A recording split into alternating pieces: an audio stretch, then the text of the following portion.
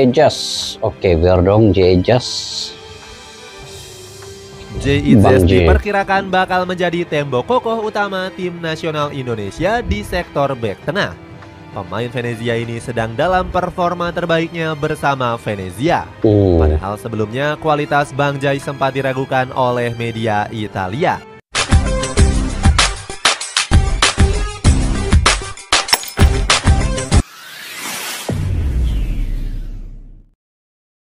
Assalamualaikum dan salam persaudaraan, salam sepak bola. Selamat bertemu kembali di channel Askalani Studio guys. Oke, apa kabar semua? Semoga kalian sentiasa dalam keadaan sehat walafiat, sentiasa dimurahkan rezeki dan juga sentiasa sukses dalam apa juga yang kalian usahakan. Oke, berita terbaru guys, berita terkini bahwa walaupun Martin Paes sudah mendapat kelulusan dan sah untuk bermain membela timnas Indonesia, tetapi ini dikabarkan baru juga diketahui bahwa Martin Paes belum bisa bermain ketika melawan Arab Saudi karena daripada segi perpindahan federasi itu akan mengambil masa sebulan. Jadi miss permainan melawan Arab Saudi, tapi debut pertama Martin Paes itu ketika Indonesia melawan Australia. Jadi tetap juga akan bermain, cuman di perlawanan yang kedua yaitu Indonesia melawan Australia. Jadi kita harus bersabar lagi guys, harus bersabar lagi sedikit, dan agak satu kerugian ya untuk Indonesia karena Indonesia akan bertandang ke Arab Saudi, sebuah tim yang sangat kuat juga Arab Saudi ini, ketika Martin Paes belum bisa bermain di sana. Jadi ini adalah kerugian yang sangat jelas untuk timnas Indonesia. Apapun guys, di video kali ini saya coba untuk mereaksi lagi satu video, yaitu ronde 4 masuk akal setelah masuknya bintang di posisi yang sering diributkan. Oke, pertahanan Indonesia keras. Jadi saya juga akan menjangkakan Indonesia perlu mengambil satu lagi pemain keturunan striker yang murni.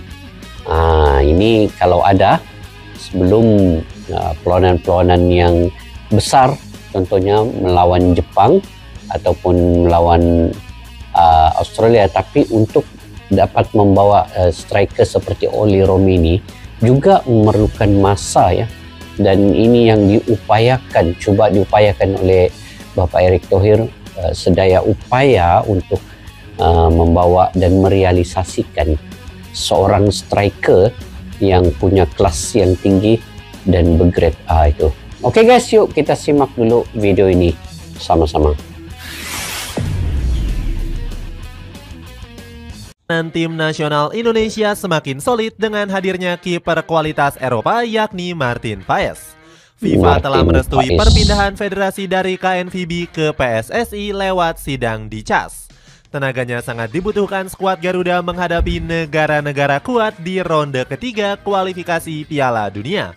Dengan postur tubuh yang menjulang tinggi, Paes diklaim bisa meredam agresivitas para penyerang dari Arab Saudi, Jepang, Bahrain, dan Tiongkok. Cetak Gol coba merangkum kerasnya pertahanan tim nasional Indonesia di ronde ketiga kualifikasi Piala Dunia sebagai berikut. Oke guys, ini yang kita coba lihat ya. Menggunakan skema darurat perkuat pertahanan. Justin pertahanan. Hubner juga dipastikan absen karena mendapatkan akumulasi kartu kuning. Pemain 20 tahun itu dilarang tampil selama 1 pertandingan ke depan. Absennya Hubner tentu menjadi kabar buruk mengingat Sintayong nggak bisa menggunakan skema 3 back.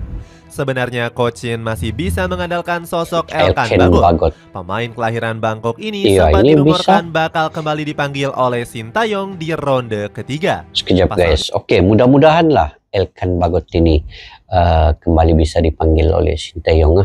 Walaupun memanglah ada perselisihan paham, itu biasa secara profesionalnya, pasti ada di antara pelatih dengan pemain itu yang memang mungkin akan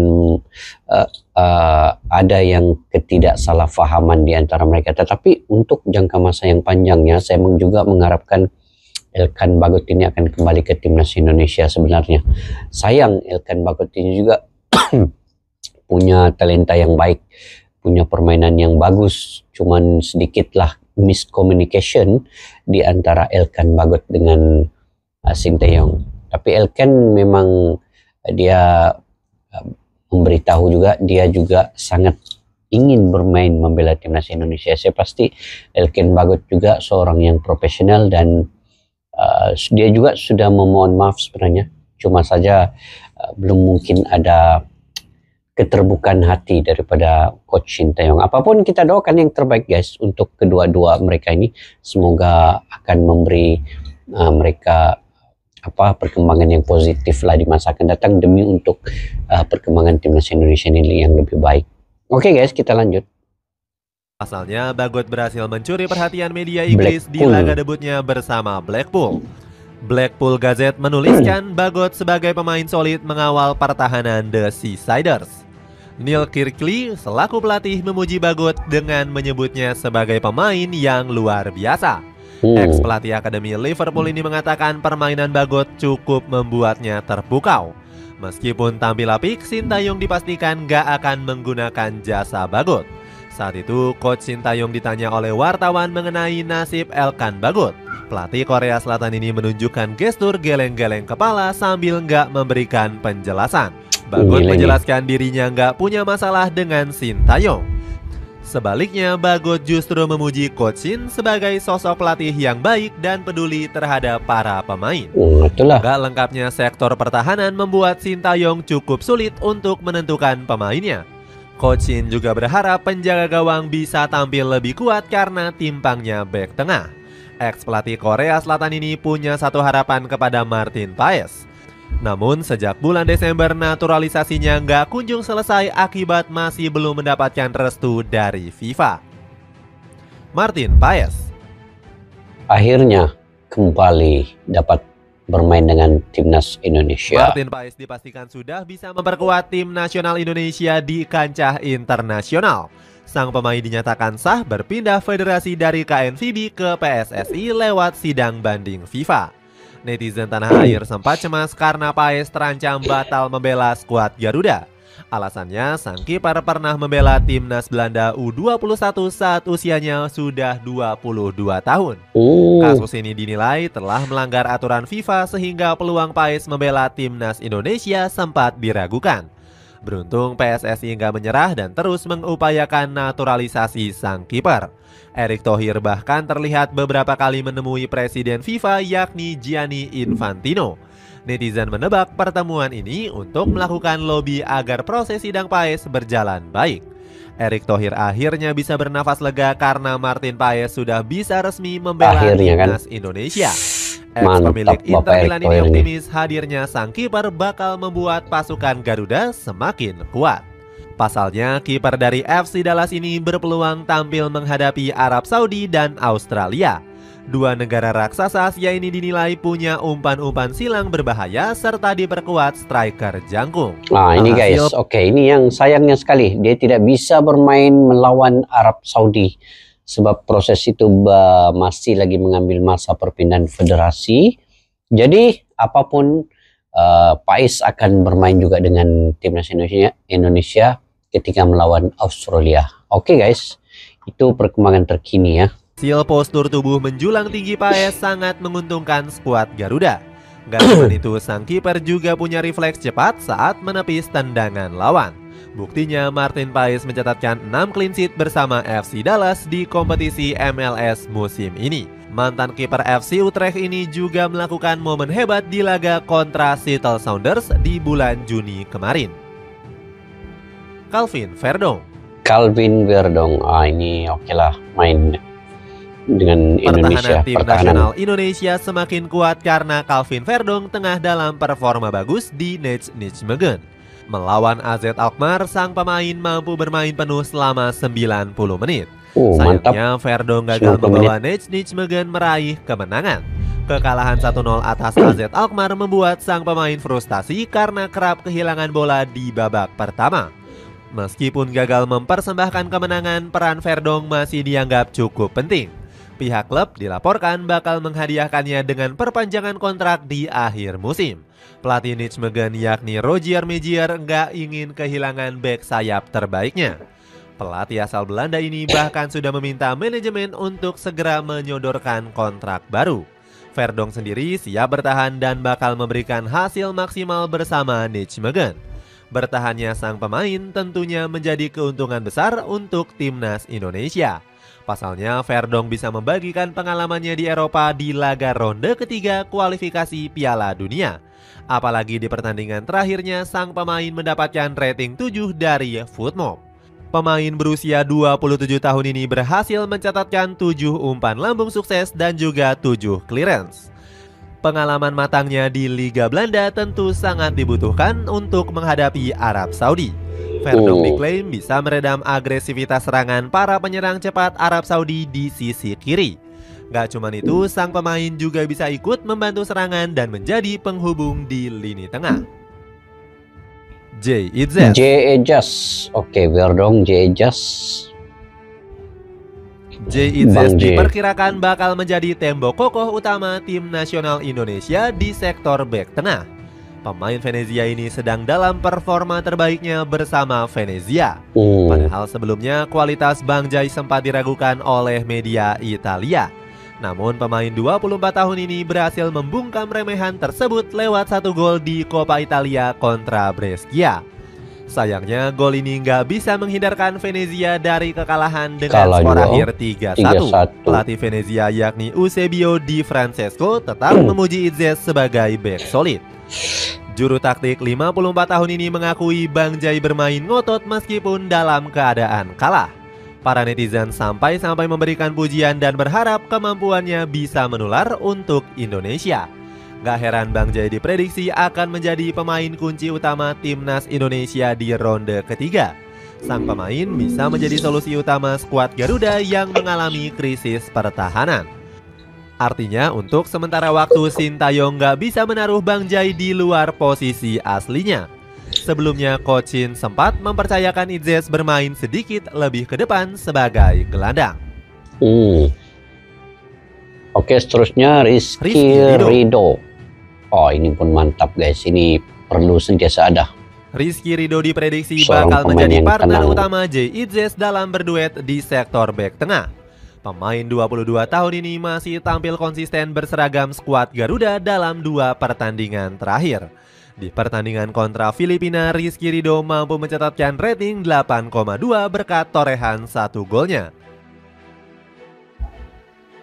Nggak cuma menjadi andalan di timnas, sang pemain juga menjadi pilar penting Persija Jakarta. Pemain kelahiran Surabaya ini tampil solid dalam 2 pertandingan menghadapi Barito Putra dan Persita Tangerang. Nggak heran Rizky Ridho mampu membawa Persija Jakarta meraih clean sheet.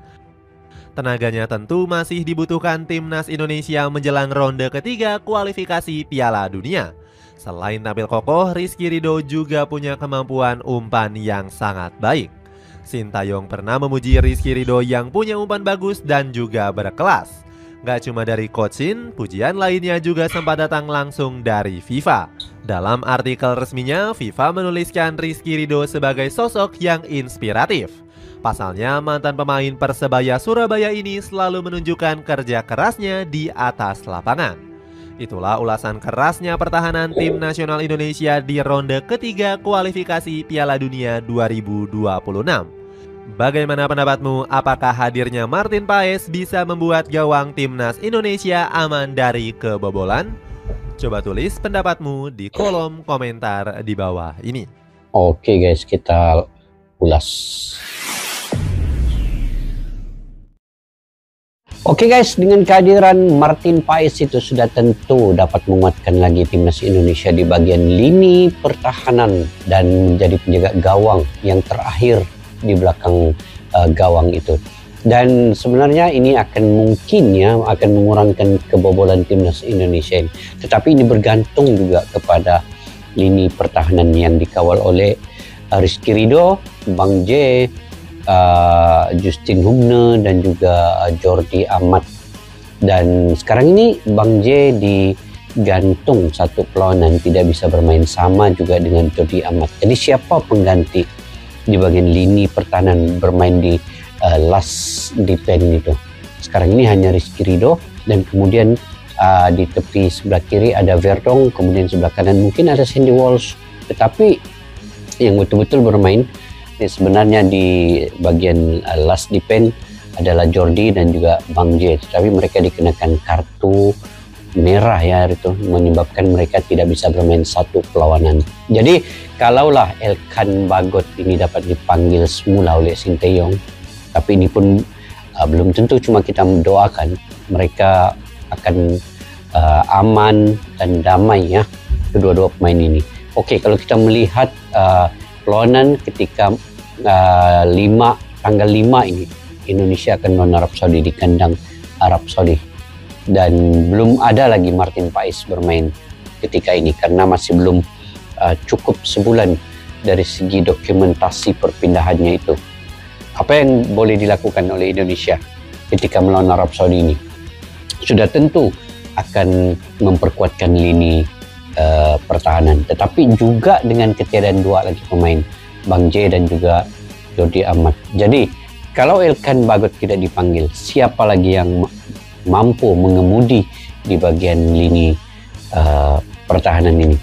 Ada nama-nama seperti Sandy Walsh, Sheni Patinama, kemudian kemungkinanlah Verdong ataupun Nathan Joao akan membantu di situ.